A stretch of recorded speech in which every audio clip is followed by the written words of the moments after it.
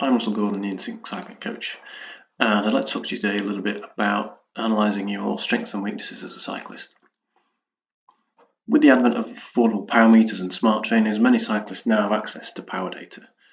And one of the great things you can do with power data is you can use it to measure your strengths and weaknesses really accurately. Do this by carrying out maximal efforts at different time durations and creating what's called a power profile. You can analyse these profiles in various platforms. For instance, TrainingPeaks is one that I use. So if we go to the dashboard, if you've got TrainingPeaks Premium, this is, and look at your power profile, you should get a chart that looks something like this. So this is the classic profile, as it's sometimes called. So you do test at 5 seconds, 1 minute, 5 minutes, and 20 minutes, and then 60 minutes is included here as well. And you get a value in watts per kilo that's obviously based on the power you produced for that duration and divided by your weight. So this gives us a picture of that particular athlete and what their strengths and weaknesses are, i.e. the strengths of this athlete are in the longer durations, so 5 minutes, 20 minutes and an hour, and they're less good at the shorter durations.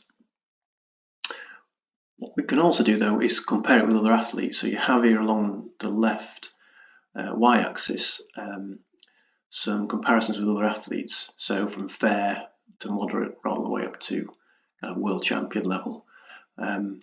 So for instance, you can see here that the values for 1 minute and 5 seconds are moderate classification, and then the others at the longer durations are classified as good.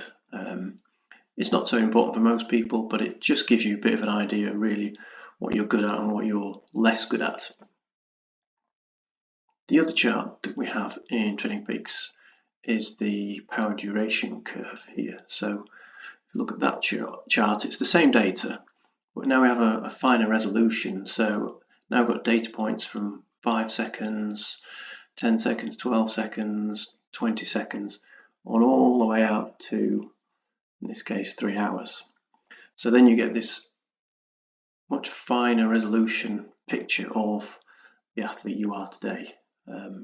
This assumes, of course, all of these are maximal efforts, which I should say. And so you have along the X the durations, along the Y the powers. You can also see here is you can do simple comparisons, so you can pick two different time frames from this year and last year. This year here is in purple, for instance, and last year is in the grey. So you can see, for example, the 1 minute power is actually almost identical to last year. The 5 minute power, sorry, excuse me. Whereas the 20 minute power and the 60 minute power is falling behind, suggesting their FTP is significantly lower, and certainly at this point in the year, in any case.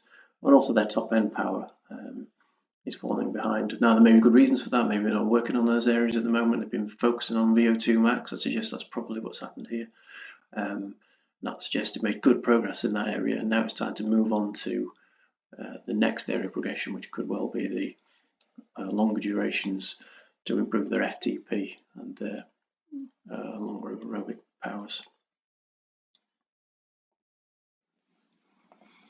Now, if you have access to more powerful software, in this case this is WKO5, which synchronizes TrainingPeaks, we can analyze all that same data in even more detail.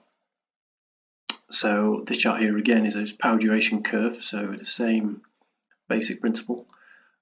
Duration along the x-axis, power along the y-axis, but now we've got every single time slice from 1 second, 2 seconds, 3 seconds, all the way out to whatever duration you have in your data set, in this case going up to almost 5 hours.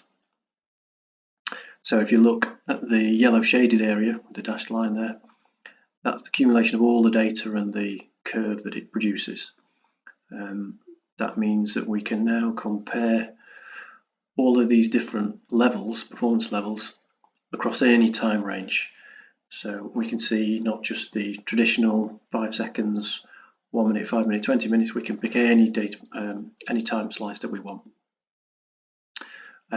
So that's very powerful. That's very useful. We also have this red curve here, which what we call a power duration curve.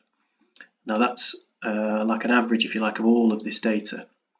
It gives you insights into what the athlete can and can't do. For instance, if you look around the 1 minute mark, probably because we'll have tested at 1 minute, the two overlap exactly. But if you look at slightly shorter intervals, around 30 seconds to around 45 seconds, there's a distinct gap there. So it'd be interesting to do some testing there to see if that athlete could improve the powers that they've got in that duration. And also, if you wind back to around 20 seconds, they've actually outperformed it, which suggests that actually they're probably capable of more power at that high end of durations below 1 minute. That's clearly an area the athlete's not worked on during this time frame yet. So that's even more analysis you can do there, which is interesting.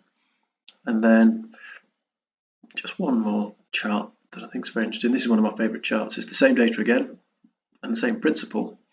Time across the bottom, power and levels along the y-axis, but now it's been normalised. So a sort of average athlete, if you like, a well-rounded athlete will have a perfectly flat line, theoretically at least.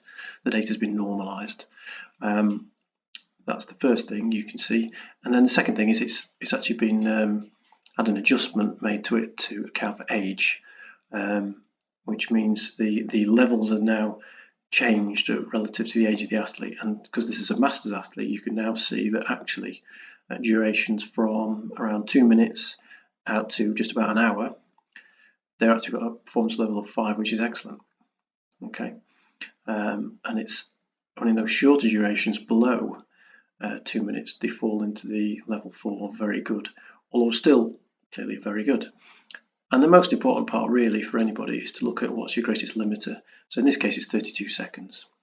So that indicates that if we really want to improve this athlete, this is a great area for improvement here, because they can probably make good gains there.